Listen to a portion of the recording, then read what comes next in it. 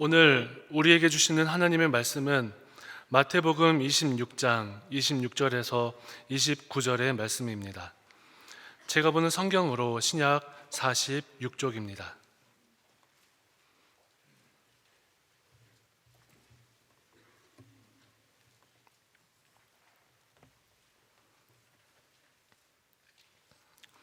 하나님의 말씀을 봉독하겠습니다.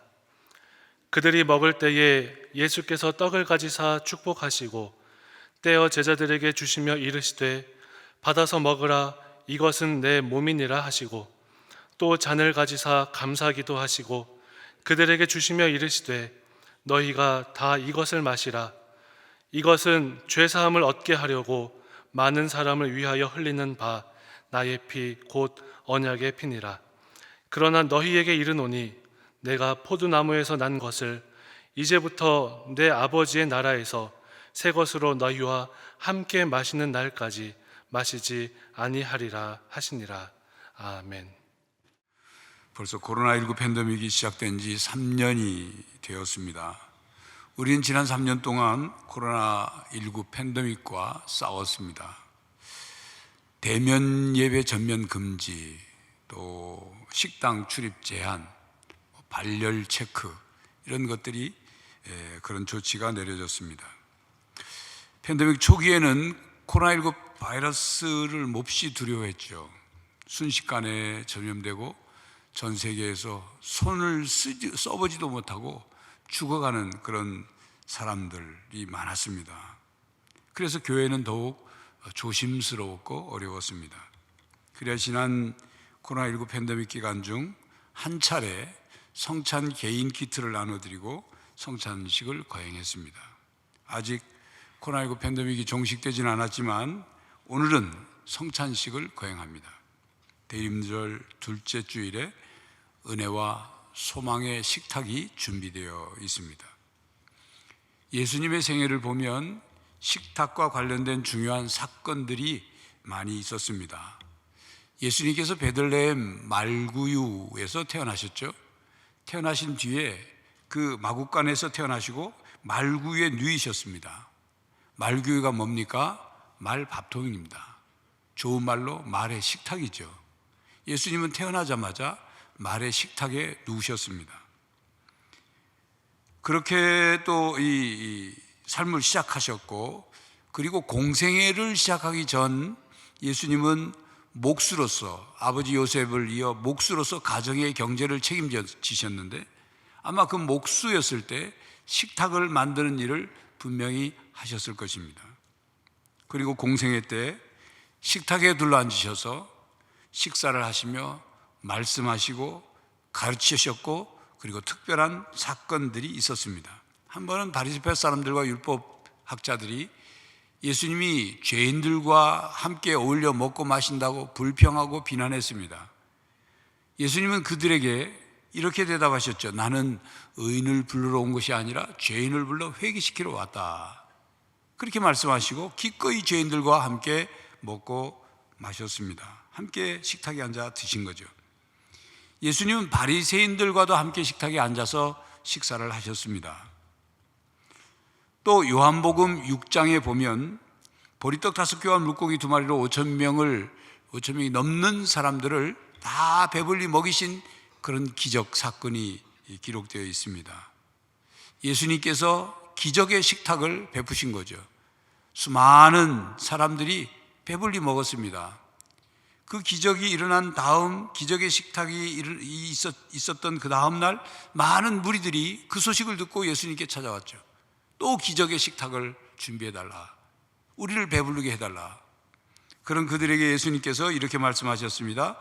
자신은 하늘에서 내려온 생명의 떡이다. 그리고 예수님이 주실 떡은 세상의 생명을 위한 내 살이니라, 그렇게 말씀하셨습니다. 요한복음 6장 51절 말씀입니다. 요한복음 21장에 보면 예수님이 부활하셨죠. 부활하신 후에 제자들이 빈 무덤, 예수님의 그 빈 무덤을 가서 목격하고 나서도 예수님의 부활에 대해서 그 믿음을 온전히 갖지 못했습니다. 그래서 제자들 중에 여러 명이 갈릴리 바다로 다시 고기를 잡으러 갔습니다. 그러나 그들이 고기를 잡으려고 했지만 밤새도록 한 마리도 못 잡았습니다. 성경에 보면 예수님께서 고기를 한 마리도 못 잡고 있는 그 제자들을 바닷가에 서서 주님이 바라보고 계셨습니다. 그리고 날이 밝아지자 예수님은 숯불에 생선과 고기를 구워 제자들을 식탁으로 초대하셨습니다. 그리고 그들과 함께 아침 식사를 하셨죠.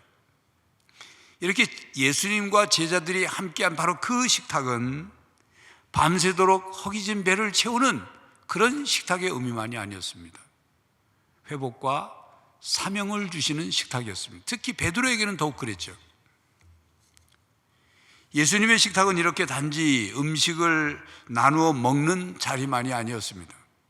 단순히 음식을 먹으면서 대화하는 그런 자리만이 아니었습니다. 그곳에서 예수님의 사랑이 전해지고 또 구원의 진리가 가르쳐지고 또 그들이 변화되는 자리였습니다. 예수님과 함께하는 식탁은 언제나 의미가 있었고 또 그 자리에서 베푸시는 놀라운 은혜가 있었습니다. 예수님의 식탁에서는 기적이 일어나기도 했습니다. 예수님께서 준비하신 식탁이기 때문이기도 하고 또 예수님께서 베푸시는 식탁이기 때문입니다. 예수님께서 함께 하시는 식탁이기 때문입니다. 예수님은 십자가에 못 박혀 돌아가시기 전날 저녁에 제자들과 함께 최후의 만찬, 최후의 식사를 하셨습니다. 오늘 본문 말씀이죠. 그때 주님은 제자들에게 떡을 떼어주시면서 이것은 내 몸이다 하고 말씀하셨습니다. 그래서 제자들이 그 떡을 받아 먹음으로 자신을 내어주시는 주님을 받은 것입니다. 이는 곧 십자가의 죽으심을 뜻했습니다. 예수님께서 십자가에서 살이 찢기시고 피를 다 쏟아 흘리시며 돌아가셨습니다. 우리의 죄를 위해, 우리의 죄 값을 대신 치르시기 위해서, 우리를 죄와 사망에서 구원해 주시기 위해서 십자가에서 돌아가셨습니다. 그러므로 우리는 성찬에 참여하면서 우리의 죄를 용서해 주시는 은혜, 즉 사죄의 은혜를 깨달아야 합니다. 사죄의 은혜를 기억해야 합니다. 사죄의 은혜에 감사해야 합니다. 만약 사죄의 은혜를 깨닫지도 기억하지도 감사하지도 않으면서 성찬에 참여한다면 성찬을 통한 은혜를 기대할 수 없습니다. 은혜를 누리지 못하는 성찬이 되어버리기 때문입니다. 그래서 존 웨슬리는 성찬은 성도들이 스스로의 거룩함을 자축하는 식사가 아니라 죄인들의 삶이 변화되는 식사라고 말했습니다. 무슨 뜻이냐면 우리가 성찬에 참여한다고 해서 우리 자신이 온전한 거룩한 성도라고 착각해서는 안 된다는 겁니다. 우리가 온전한 거룩한 성도기 때문에 성찬에 참여하는 것, 그거 아니라는 겁니다.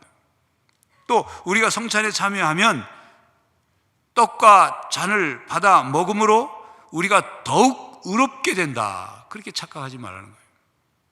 성찬에 참여하는 행위 자체가 우리의 죄가 용서받을 수 있는 행위가 아니고 또 그리스도와 온전히 하나 되게 하는 그런 행위가 아니라는 겁니다.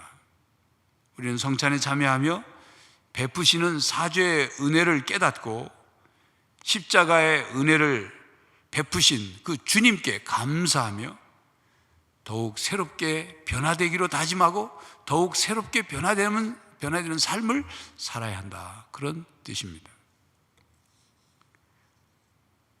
우리가 참여하는 성찬의 식탁은 새 언약의 식탁입니다.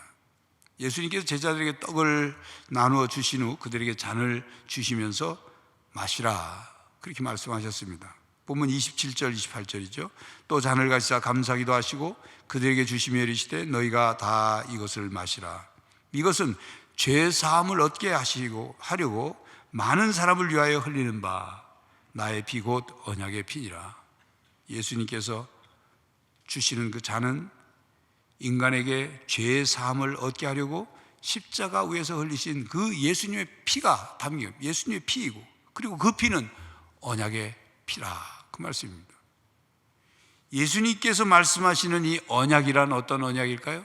새 언약이죠. 새 언약이란 무엇입니까? 하나님과 타락한 인류가 맺게 되는 계약을 말하는 것입니다. 예수 그리스도를 주로 믿음으로 하나님이 우리의 하나님 되시고 우리를 하나님의 언약 백성으로 삼으시겠다, 또 삼으시는 그 계약입니다. 언약이에요.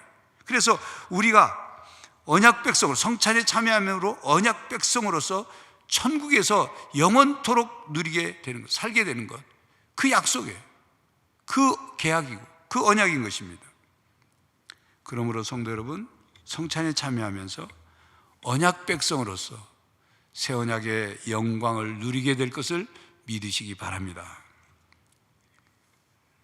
본문 29절에 그러나 너희에게 이르노니 내가 포도나무에서 난 것을 이제부터 내 아버지의 나라에서 새 것으로 너희와 함께 마시는 날까지 마시지 아니하리라 하시니라. 예수님께서 하신 이 말씀의 내용을 보면 예수님께 제자들에게 성찬의 포도주를 나눠주신 후에 말씀하신 거죠. 아버지의 나라, 즉 천국에서 예수님과 우리가 새 것으로 마시기 전까지에 대한, 그러니까 새 것으로 마실 때가 온다 그 말이죠. 아버지 나라에서, 천국에서. 요한계시록에도 보면 이 세상의 역사가 끝나고 최후의 심판이 이루어진 후에 하나님의 백성들이 천국에서 잔치를 참여할 것에 대한 예언이 나옵니다. 잔치가 무엇입니까? 음식을 차려놓고 기뻐하고 즐거워하는 거죠. 음식을 먹고 마시는 겁니다. 천국에서 우리가 그 잔치에 참여한다 그 말이에요. 그러므로 우리가 이 땅에서 참여하는 성찬의 식탁은 소망의 식탁입니다. 하나님의 백성들이 성찬을 통하여 천국 잔치를 미리 경험하는 것입니다. 하나님 나라 백성들이 성찬의 식탁에 참여하듯이 하나님 나라의 식탁에도 함께 참여할 것입니다.